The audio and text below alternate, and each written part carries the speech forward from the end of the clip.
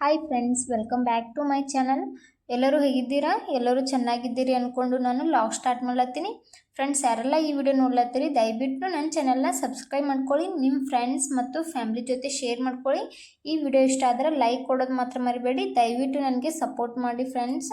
ಇದು ಹಬ್ಬದಿಂದು ವಿಡಿಯೋ. ಹಬ್ಬದ ದಿನ ನಾವು ಏನೆಲ್ಲ ಮಾಡಿದ್ವಿ ಅದನ್ನೆಲ್ಲ ನಾನು ಈ ವಿಡಿಯೋದಲ್ಲಿ ಶೇರ್ ಮಾಡ್ಕೊಂಡಿದ್ದೀನಿ. ಈ ವಿಡಿಯೋ ಎಂಡ್ವರೆಗೂ ನೋಡಿ ಫ್ರೆಂಡ್ಸ್. ಪ್ಲೀಸ್ ವಿಡಿಯೋ ನೋಡಿ ನನಗೆ ಸಪೋರ್ಟ್ ಮಾಡಿ. ಹಬ್ಬದ ದಿನ ಎಲ್ಲರೂ ಬೇಗನೆ ಹೇಳ್ತಾರೆ, ಹಾಗಾಗಿ ನಾವು ಕೂಡ ಸ್ವಲ್ಪ ಬೇಗನೆ ಎದ್ವಿ. ನಿನ್ನೆನೂ ಉಪವಾಸ ಇದ್ವಿ, ಇವತ್ತು ಕೂಡ ಉಪವಾಸ ಇತ್ತು. ಹಾಗಾಗಿ ದೇವರಿಗೆ ಪೂಜೆ ನೈವೇದ್ಯ ಎಲ್ಲ ಆದಮೇಲೆ ಉಪವಾಸ ಬಿಡೋದಿತ್ತು. ಅದಕ್ಕೆ ನಾನು ಈಗ ಬೇಗ ಎದ್ದು ಕಸ ಎಲ್ಲ ಗುಡಿಸಿ ಮನೆಯೆಲ್ಲ ಒರೆಸ್ಕೊಂಡು ಸ್ನಾನ ಮುಗಿಸ್ಕೊಂಡೆ. ಸ್ನಾನ ಮುಗಿಸಿ ದೇವರಿಗೆ ಪೂಜೆ ಎಲ್ಲ ಮಾಡಿ, ನನ್ನ ಮಗಳು ಸಹ ಇನ್ನೂ ಮಲ್ಕೊಂಡಿದ್ರು. ನನ್ನ ಹಸ್ಬೆಂಡ್ನು ನೈಟ್ ಶಿಫ್ಟ್ ಇತ್ತು, ಅವರು ಇನ್ನೂ ಬಂದಿದ್ದಿಲ್ಲ. ಅವ್ರು ಬರೋಷ್ಟ್ರೊಳಗೆ ದೇವರ ನೈವೇದ್ಯ ಎಲ್ಲ ರೆಡಿ ಮಾಡ್ಕೋಬೇಕಂತ ಹೇಳಿ ರೆಡಿ ಮಾಡ್ಲತ್ತೀನಿ. ಯಾಕಂದ್ರೆ ನಾವು ದೇವಸ್ಥಾನಕ್ಕೆ ಹೋಗಿ ನಾಗಪ್ಪಗೆ ಹಾಲು ಎರೆಯೋದಿತ್ತು. ಹಾಗಾಗಿ ಇವಾಗ ರೈಸಿಗೆ ಇಟ್ಟಿನಿ. ಹಾಗೆ ನಾನು ಕಡುಬು ಮಾಡೋಕ್ಕೆಲ್ಲ ತಯಾರಿ ಮಾಡ್ಲತ್ತೀನಿ. ನಾವು ನಾಗರ ಪಂಚಮಿ ದಿನ ಹೊರಗಡೆ ಹಾಲು ಎರೆಯುವಾಗ ನಾವು ಕಡುಬು ರೈಸು ಮಾಡಿ ನೈವೇದ್ಯ ಕೊಡ್ತೀವಿ ರೀ. ಇವಾಗ ನೋಡ್ತಿರ್ಬೋದು ಕಡುಬು ಸಹ ಮಾಡ್ಲತ್ತಿದ್ದೆ. ನಾವು ಕಡುಬು ಮಾಡ್ಲಿಕ್ಕೆ ಕಡುಬು ಒಳಗೆ ಕೊಬ್ಬರಿ ಬೆಲ್ಲ ಹಾಕಿ ಮಿಕ್ಸ್ ಮಾಡಿ ಅದನ್ನು ಕಣಕದೊಳಗೆ ಇಟ್ಟು ಈ ರೀತಿ ಮಾಡಿ ನಾವು ಬೇಯಿಸ್ಕೋತೀವಿ ರೀ. ನನ್ನ ಹಸ್ಬೆಂಡ್ ಕೂಡ ಬಂದರು, ಅವರು ಸ್ನಾನ ಎಲ್ಲ ಮುಗಿಸಿದ್ರು. ಹಾಗೆ ನಾನು ನೈವೇದ್ಯ ಎಲ್ಲ ರೆಡಿ ಮಾಡಿಕೊಂಡು ಇವಾಗ ನಾವು 3 ಜನ ನಾಗಪ್ಪನಿಗೆ ಹಾಲು ಎರ್ಲಿಕ್ಕೆ ಹೊಂಟಿವಿ. ಇಲ್ಲೇ ನಮ್ಮ ಮನೆ ಸಮೀಪ ಒಂದು ದೇವಸ್ಥಾನ ಇತ್ತು, ಅಲ್ಲಿ ನಾಗಪ್ಪ ಇದ್ದ. ಹಾಗಾಗಿ ಅಲ್ಲೇ ಹಾಲು ಎರಿಬೇಕಂತ ಎಲ್ಲ ಜನನೂ ಹೊರಟಿದ್ರು. ಹಾಗಾಗಿ ನಾವು ಅಲ್ಲೇ ಹೊಂಟಿದ್ವಿ. ಕೆಳಗೆ ಗ್ರೌಂಡ್ ಫ್ಲೋರಿಗೆ ಹೊಂಟಿವಿ ಲಿಫ್ಟ್ ಒಳಗೆ. ನನ್ನ ಮಗಳನ್ನ ಸಹ ರೆಡಿ ಆಗ್ಯಾಡ್ರಿ. ಆಕೆ ಹೊರಗೆ ಹೋಗೋದಂದ್ರೆ ಖುಷಿ. ಅದರೊಳಗೆ ಅವ್ರ ಪಪ್ಪನ ಜೊತೆ ಹೊರಗೆ ಹೋಗೋದಂದ್ರೆ ಆಕೆಗೆ ಒಂಥರ ಖುಷಿ ರೀ. ಇವಾಗ ನೋಡ್ತಿರ್ಬೋದು ಹೆಂಗೆ ನೋಡ್ಲತ್ತಾಳಕಿ. ಹಾಯ್ ಮಾಡಂತಲ್ಲತ್ತಾರ ಅವ್ರ ಪಪ್ಪ, ಆಕೆ ಕೇರೇ ಇಲ್ಲ. ನೋಡ್ತಿರ್ಬೋದು ನಾವು ಹೊರಗೆ ಹೊಂಟೀವಿ ರೀ. ಕಾಲೊಳಗೆ ಚಪ್ಪಲಿಲ್ಲ, ಯಾಕಂದ್ರೆ ನಾವು ದೇವಸ್ಥಾನಕ್ಕೆ ಹೋಗೋವಾಗ ಚಪ್ಪಲಿ ಹಾಕೋಲ್ಲ. ಅದರಲ್ಲಿ ದೇವಸ್ಥಾನ ಇಲ್ಲೇ ಸಮೀಪ ಇತ್ತು, ಹಾಗಾಗಿ ಹಾಗೆ ಹೊಂಟಿದ್ವಿ. ನನ್ನ ಹಸ್ಬೆಂಡ್ ಕೂಡ ಚಪ್ಪಲಿ ಹಾಕೋಲ್ಲ ದೇವಸ್ಥಾನಕ್ಕೆ ಹೋಗುವಾಗ. ರೋಡೆಲ್ಲ ಒಡೆದಿದ್ರಿ, ಯಾಕಂದ್ರೆ ರೋಡ್ ಮಾಡ್ಬೇಕಂತೇಳಿ ರೋಡ್ ಒಡೆದಿದ್ರು. ಹಾಗೆ ಮಳೆನೂ ಬಂದಿತ್ತು, ಹಾಗಾಗಿ ಭಾಳ ಹೊಲಸಾಗಿತ್ತು ರೋಡ. ಅಂತೂ ಇಲ್ಲೇ ದೇವಸ್ಥಾನಕ್ಕೆ ಬಂದ್ವಿ, ಸಮೀಪನೇ ಇತ್ತು. ಬಂದು ಕಾಲು ವಾಶ್ ಮಾಡ್ಕೊಂಡು ನಾವು ಗುಡಿ ಒಳಗೆ ಹೋದ್ವಿ.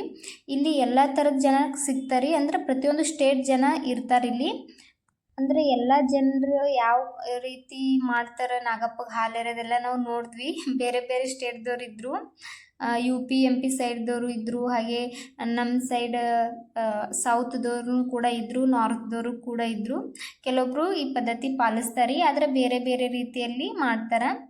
ನಾನು ಕೂಡ ನಾಗಪ್ಪನಿಗೆ ಹಾಲೆಲ್ಲ ಎರೆದೆ. ನಮ್ಮ ಕಡೆ ಉತ್ತರ ಕರ್ನಾಟಕ ಕಡೆಗೆ ಯಾವ ಥರ ಮಾಡ್ತಾರೆ ಆ ಥರನೇ ನಾನಿಲ್ಲಿ ನಾಗಪ್ಪನಿಗೆ ಪೂಜೆ ಮಾಡಿದೆ. ಇಲ್ಲಿ ದೇವಸ್ಥಾನ ಒಳಗೆ ವಿಡಿಯೋ ಮಾಡೋಂಗಿರ್ಲಿಲ್ಲಂತ್ರಿ, ಹಾಗಾಗಿ ನಾವು ಸ್ವಲ್ಪ ಕ್ಲಿಪ್ ತೊಗೊಂಡ್ವಿ ಅಷ್ಟೇ. ನನ್ನ ಹಸ್ಬೆಂಡ್ ಸ್ವಲ್ಪ ಸೈಡಲ್ಲಿ ನಿಂತ್ಕೊಂಡು ಒಂದು ಸ್ವಲ್ಪ ಕ್ಲಿಪ್ಸ್ಗಳನ್ನಿಷ್ಟು ತೊಗೊಂಡ್ರು, ಅದನ್ನೇ ಆ್ಯಡ್ ಮಾಡಿ ಹಾಕಿದ್ವಿ.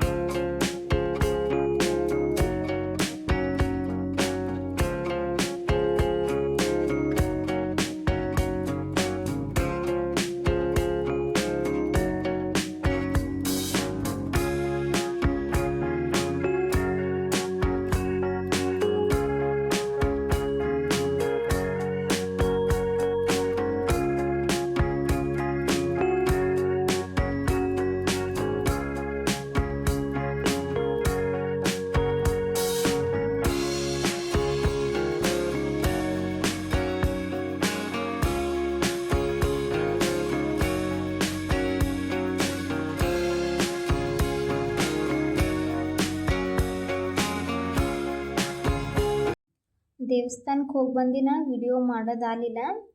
ಇದು next day video. Next day ನಾನು ಸ್ವಲ್ಪ ಬೇಗ ಎದ್ದು ಕಸ ಎಲ್ಲ ಹುಡುಗಿ ಮನೆ ಒರೆಸ್ಲಾತಿದ್ದೆ. ಮನೆಯೆಲ್ಲ ಒರೆಸಿ ಸ್ನಾನ ಮುಗಿಸಿ ಪೂಜೆ ಮಾಡಿಬಿಟ್ಟು ಇವಾಗ ನಾಷ್ಟ ರೆಡಿ ಮಾಡ್ಲತ್ತೀನಿ. ನಾಷ್ಟಕ್ಕೆ ನಾನು ಹಿಂದಿನ ದಿನವೇ ಸ್ವಲ್ಪ ಸಾಬುದಾನ ನೆನೆ ಹಾಕಿದ್ದೆ, ಅವು ಸಹ ನೆನೆದಿತ್ತು.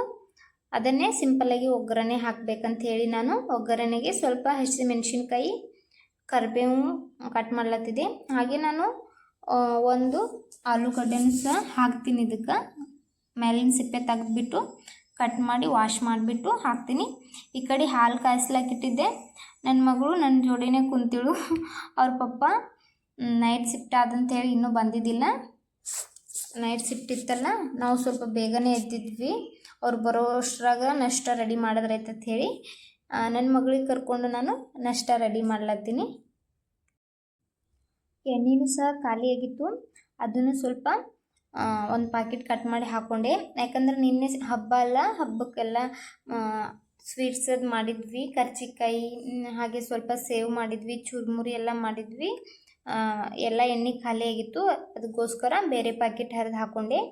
ಇವಾಗ ನಾನು ಸಿಂಪಲ್ಲಾಗಿ ಯಾವ ಥರ ಒಗ್ಗರಣೆ ಹಾಕೋತೀನಿ ಅಂದರೆ ಸಾಬುದಾನಿಗೆ ಸ್ವಲ್ಪ ಎಣ್ಣೆ ಹಾಕಿದ್ಮೇಲೆ, ಎಣ್ಣೆ ಕಾದ್ಮೇಲೆ ಬರೀ ಸ್ವಲ್ಪ ಜೀರಿಗೆ ಹಾಕೋತೀನಿ. ಹಾಗೆ ಕರಿಬೇವು, ಹಸಿಮೆಣ್ಸಿನ್ಕಾಯಿ ಹಾಕಿ ಫ್ರೈ ಆದಮೇಲೆ ಕಟ್ ಮಾಡಿ ಇಟ್ಕೊಂಡಿರುವ ಒಂದು ಆಲೂ ಸೇರಿಸ್ಕೊಂಡಿದ್ದೀನಿ. ಆಲೂ ಸ್ವಲ್ಪ ಬೇಯಲಿ ಅಂತ ಹೇಳಿಬಿಟ್ಟು ನಾನು ಒಂದು 5 ನಿಮಿಷ ಮುಚ್ಚಿ ಅದನ್ನು ಬೇಯಿಸ್ಕೊಂಡೆ.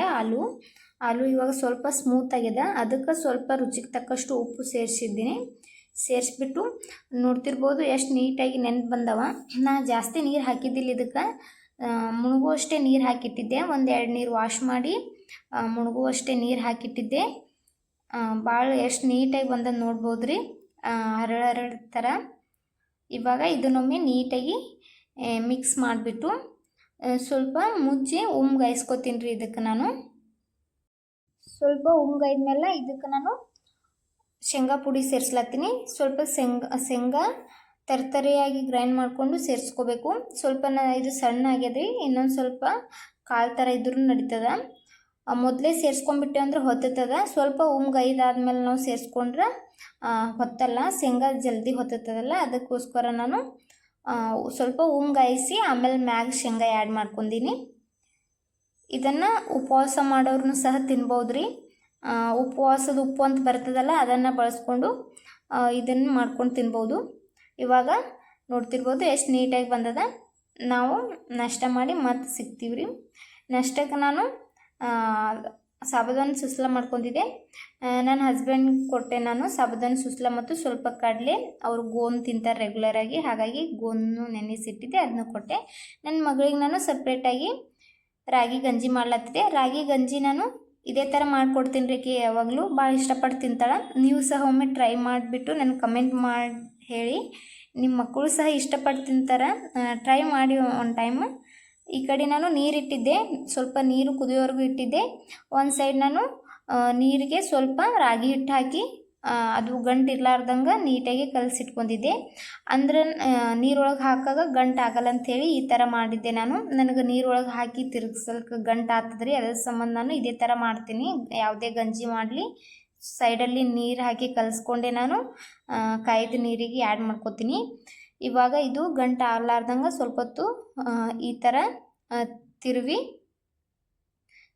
ಸ್ವಲ್ಪ ಕುದ್ಮೇಲೆ ಇದಕ್ಕೆ ನಾನು ಬೆಲ್ಲ ಆ್ಯಡ್ ಮಾಡ್ಲತ್ತೀನಿ ರೀ. ರುಚಿಗೆ ತಕ್ಕಷ್ಟು ಬೆಲ್ಲ ಆ್ಯಡ್ ಮಾಡ್ಕೋತೀನಿ.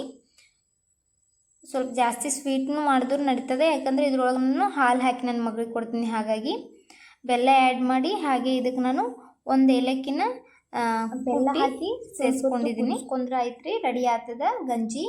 ಇದಕ್ಕೇನೆ ನೀನು ಹಾಲನ್ನು ಸಹ ಸೇರಿಸ್ಕೊಂಡು ಕುದಿಸ್ಕೋಬೋದು. ನಾನು ಆ ಥರ ಹಾಲು ಸೇರಿಸ್ಕೋದಿಲ್ಲ.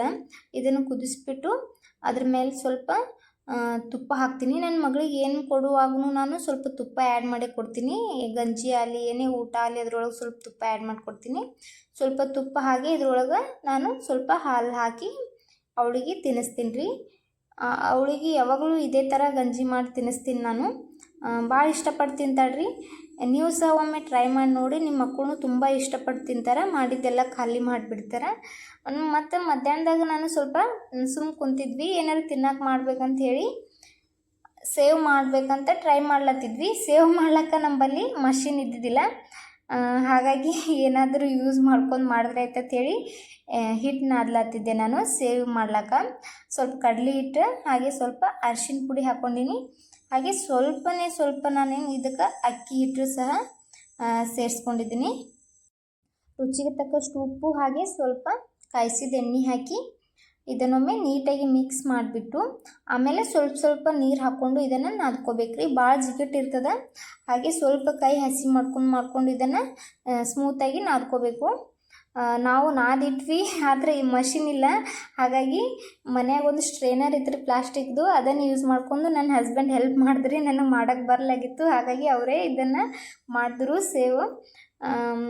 ಫ್ರೆಂಡ್ಸ್, ಈ ಸಿಂಪಲ್ ವಿಡಿಯೋ ನಿಮಗೆ ಇಷ್ಟ ಆದರೆ ಪ್ಲೀಸ್ ನನ್ನ ಚಾನಲ್ಗೆ ಸಪೋರ್ಟ್ ಮಾಡಿ. ನನ್ನ ವಿಡಿಯೋಗಳನ್ನು ಕೊನೆ ತನಕ ನೋಡಿ ಫ್ರೆಂಡ್ಸ್. ವಿಡಿಯೋ ಮುಗಿಯೋವರೆಗೂ ನೋಡ್ತಾಯಿರಿ.